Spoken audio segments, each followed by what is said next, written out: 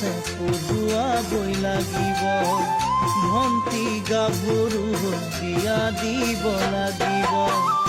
আয়ু পৰিল বেমাৰত অভাৱনাতনত, আয়ু পৰিল বেমাৰত অভাৱনাতনত, নিজে ঘৰ পতাৰ কথা ভাবো কেনেকৈ, নিজে ঘৰ পতাৰ কথা ভাবো কেনেকৈ।